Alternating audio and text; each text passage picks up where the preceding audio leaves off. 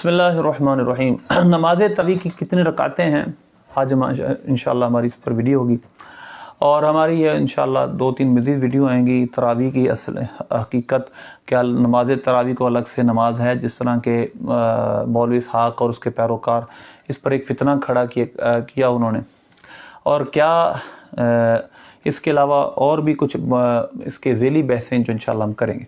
लेकिन वो इस वीडियो में हम सिर्फ 20 रकातें तरावी पर बात करेंगे। तरावी की 20 रकात पर इजमाए उम्मत है। बर सगीर के इस एक सदी से पहले 8 रकतें तरावी के मुतल्लिक मुसलमानों का कोई अमल नहीं था। सब 20 रकत के कायल थे और इस पर इजमा हो चुका था। और आज भी आइम्मा अरबा के तमाम जो पैरोकार उनका इस बात पर इजमा है और वो 8 रकत पढ़ने का कोई भी कायल नहीं। इस पर बहुत सारे दलाइल हैं।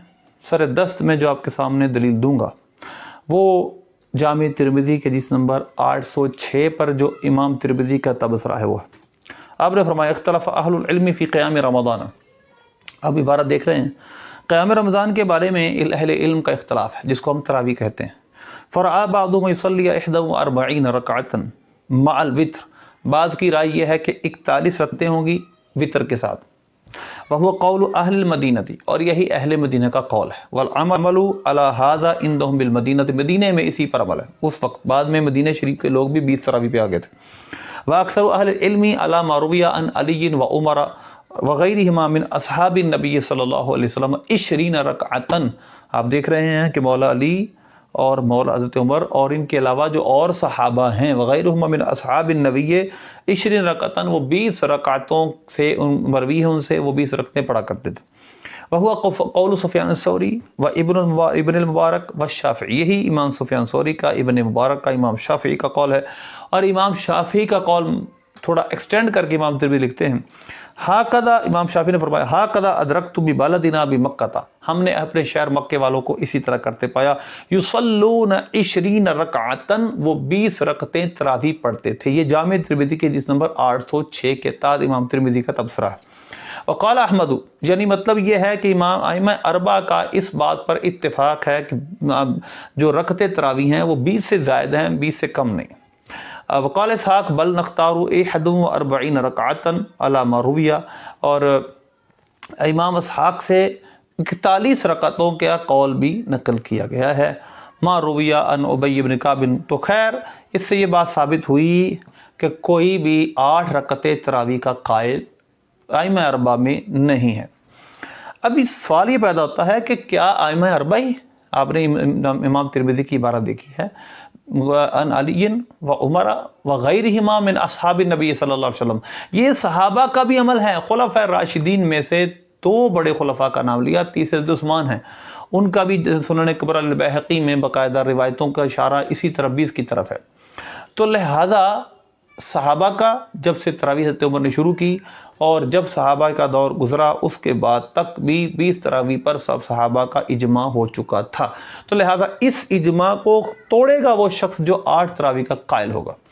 सवाल ये है कि जो ये कहते हैं कि जामे जो सही बुखारी की और इमाम मुस्लिम ने जो रिवायत लिखी सैयदा आयशा सिद्दीक़ा रज़ियल्लाहु तआला अन्हा से है कि रमज़ान हो या गैर रमज़ान सरकार 8 रकत 11 रकत से ज़्यादा नहीं पढ़ते थे।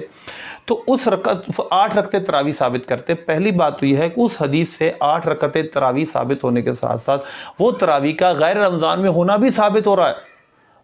अगर उसको नमाज तरावी बुरा लेंगे तो वो अलावा रमज़ान के भी सरकार पढ़ते थे, तो आया तरावी अलावा रमज़ान के भी है, ये तो इजमा है, अलावा रमज़ान के तरावी नहीं है। इमाम मुस्लिम ने इसको किताबुत तहज्जुद में नकल किया। तो लिहाजा इस वजह से उस हदीस से इस्तिदलाल करना एक तो यूं दुरुस्त नहीं, और दूसरा अगर उस हदीस से मुराद 8 रकतें तरावी ही है तो फिर ये सहाबा कराम अलैहिम रिदवान क्या उस हदीस के खिलाफ चलते रहे? नंबर 2, एक हदीस से सही हो और दूसरी तरफ इजमाए उम्मत हो। एक हदीस सही, उसके साथ एक हदीस है और उस पर इजमाए उम्मत हो गया, तलक्की उम्मत बिल कबूल से हदीस को हासिल हो गया, तो उस पर ही अमल होगा। ये भी उसूल मुहद्दिस ने लिखा। मैं आपके सामने मज़ीद बहस से पहले इश्शतुल लम्आत के एक इबारत आपके सामने हज़रत मुहद्दिस देलवी रहमतुल्लाह अलैह ने फरमाया कि 20 रकतें तरावी पर बाद में इजमा हो गया था। 8 رکعت میں سورہ بقرہ پڑھتے تھے موطا امام مالک میں مشکات میں، وہ پہلی بات یہ 8 رکعت میں سورہ بقرہ پڑھنے کی بات ہے، تراویح کی بات تو نہیں ہے۔ جب 12 رکعتوں میں سورہ بقرہ پڑھنا شروع کی تو آسان ہو گیا، تو وہاں سے 8 رکعت تراویح صاحب، حالانکہ وہاں پر ہے 8 رکعتوں میں سورہ بقرہ پڑھتے تھے، پھر 12 رکعتوں میں پڑھنا شروع کر دیا۔ لیکن چلے ہم اس کو بھی اگر مان کر چلیں تو بھی بعد ازاں قرار بر 20 یافتہ باشد، آپ فرماتے ہیں اس کے بعد، یعنی جب اگر مان بھی لیا جائے تو صحابہ کا جو آخری عمل تھا جس پر ہم نے عمل کرنا ہے، وہ آخری عمل 20 رکعت تراویح کا تھا۔ یہ سب صحابہ تابعین بعد میں، تبع تابعین بعد میں 20 رکعت تراویح پر جمع ہو گئے تھے۔ چنانچہ حضرت ہمارا روایت است و روایت بست و سے آمدہ است با اعتبار 6 رکعت و وتر است، بعض روایتوں میں 23 رکعتیں آئے ہیں اور فرماتے سے مراد ہے 20 رکعت تراویح اور 3 وتر۔ تو لہذا آخری صحابہ کا، یعنی صحابہ کا جب زمانہ ظاہری ختم ہوا تو آخری عمل جو ان کا تھا وہ 20 رکعت تراویح کا تھا۔ تو جب زمانے کے وہابیہ غیر مقلد جو ہیں، حسین بٹالوی وغیرہ، اب یہ ثابت کریں کہ کیا صحابہ کرام اس حدیث صحیح بخاری کے خلاف چلتے رہے؟ ان کو نہیں پتا تھا کہ اس سے مراد نماز تراویح ہے؟ یقیناً صحابہ کا فہم اور عمل درست تھا، وہ حدیث کو زیادہ جاننے والے تھے۔ یہ میرے سامنے مصنف ابن ابی شیبہ ہے، اس کے اندر امام مصنف ابن ابی شیبہ باب باندھتے کم یصلی فی رمضان من رکعت، کتنی رکعت تراویح رمضان میں پڑھی جائے۔ اب اس پہ دیکھیے گا، میں نے جیسے کہا صحابہ کا اجماع، سنن کبریٰ للبیہقی میں بھی بہت ساری حدیثیں ہیں، اس کی تصویر بھی آپ دیکھیں گے۔ عبداللہ بن قیس وہ شتیر بن شکل سے ہیں، کان یصلی فی رمضان 20 رکعۃ والوتر، وہ رمضان میں 20 رکعت تراویح اور وتر پڑھایا کرتے تھے۔ ابو الحسن حضرت مولا علی سے روایت کرتے ہیں، امر رجلا یصلی بہم فی رمضان 20 رکعۃ، مولا علی نے ایک شخص کو حکم دیا کہ وہ 20 رکعت تراویح پڑھائے۔ حضرت عمر بن خطاب سے روایت کرتے ہیں، امر رجلا یصلی بہم 20 رکعۃ، آپ نے اس مرد کو حکم دیا کہ لوگوں کو 20 رکعت تراویح پڑھائے۔ ابن ابی ملیکہ کہتے ہیں کہ وہ رمضان میں 20 رکعت تراویح پڑھایا کرتے تھے۔ حضرت سیدنا ابی بن کعب اقرأ الصحابہ، یہ فرماتے ہیں اقرأ الامہ، آپ فرماتے ہیں آپ کا عمل یہ ہے یصلی بالناس فی رمضان بالمدینہ 20 رکعۃ ویوتر ب30، آپ مدینے میں، کیونکہ مدینے میں 41 رکعتوں روایت بھی ہے، تو آپ آخری میں نے کہا عمل اہل مدینہ کا 20 رکعت کا ہو گیا تھا۔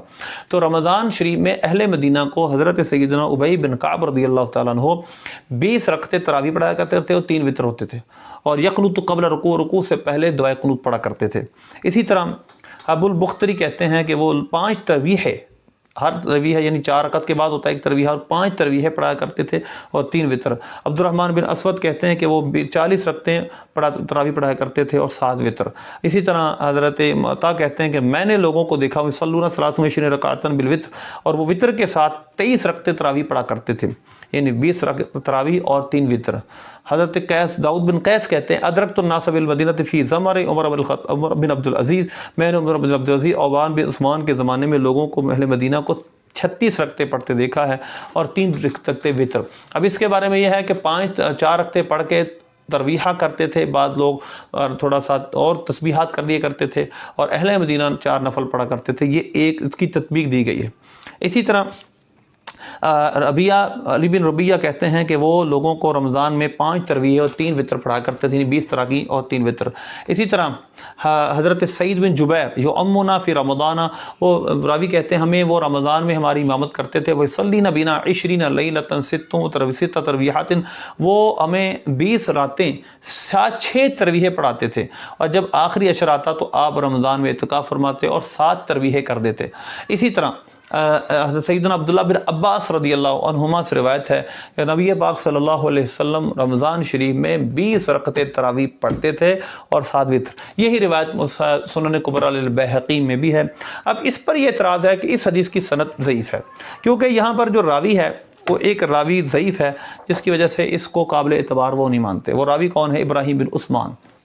اب سوال یہ ہے کہ یہ ایک حدیث ضعیف ہے، مانتے ہیں اس کی سند ضعیف ہے، لیکن اس حدیث ضعیف کی تائید کرنے والی کتنی صحیح روایتیں ہیں جو صحابہ سے مروی ہیں، تو اس وجہ سے حدیث ضعف، اس کے شواہد اور توابع موجود ہونے کی وجہ سے اس کا ضعف اٹھ جاتا ہے۔ نمبر 2، ایک بہت بڑا اصول ہے جو محدثین نے بیان کیا، تلقی امت بالقبول۔ ایک حدیث ضعیف کو اگر تلقی امت بالقبول ہو جائے، اس کے امت کے اکثر علماء نے، محدثین نے، صحابہ نے، تابعین، صحابہ تو اس وقت تو ذوف کا سوال ہی پیدا نہیں ہوتا، تو صحابہ کرام علیہ رضوان نے جب اس پہ عمل کیا ہے، جب تابعین نے، تبع تابعین نے عمل کیا ہے، تو اس کا وہ ذوف تلقی امت بالقبول سے، یعنی امت نے اس کو قبول کر لیا، اٹھ گیا۔ یہ باقاعدہ محدثین نے اس پر بحثیں کی ہیں، انشاءاللہ میں اس پر ایک مستقل ویڈیو بناؤں گا، تلقی امت بالقبول کس طرح بہت سارے مسائل کے اندر مسئلوں کو، ضعیف روایتوں کو بھی مضبوط کرتی ہے۔ تو اس کو جو حدیث حضرت عبداللہ بن عباس رضی اللہ عنہما کے سرکار 20 رکعتیں تراویح پڑھا کرتے تھے، تلقی امت بالقبول حاصل ہے، اجماع امت اس پر ہے، اس وجہ سے اس کا ذوف بھی اٹھ گیا۔ اور جو 8 رکعتیں تراویح اگر ثابت بھی کر دے کوئی، تو وہ صحابہ کرام علیہ رضوان پر پہلے الزام لگائے گا کہ وہ صحابہ کرام کس طرح 20 رکعتیں تراویح پڑھاتے رہے جب ان کو پتا تھا کہ سرکار 8 رکعتیں تراویح پڑھتے تھے۔ تو یقیناً صحابہ کرام علیہ رضوان کا فہم ہمارے فہم سے بہت بلند ہے۔ فَإِنْ آمَنُوا مِثْلَ مَا آمَنْتُمْ بِهِ فَقَدِ اهْتَدَوْا، اللہ نے فرمایا اگر میرے نبی کے صحابہ جس طرح ایمان لے آئے تم ایمان لے آؤ، تو اگر وہ ایمان لے آئے تو ہدایت پا جائیں، جس طرح میرے نبی کے صحابہ تم ایمان لائے ہو۔ تو لہذا ان کا فہم، ان کا حدیث کو سمجھنا ہم سے بہت اعلیٰ و عرفہ ہے۔ تو اس سے پتہ چلا کہ یہ نماز تہجدی مراد ہے۔ سرکار صلی اللہ علیہ وسلم تہجد کی 8 رکعتیں اور 3 وتر پڑھا کرتے تھے۔ باقی اس کے بحث انشاءاللہ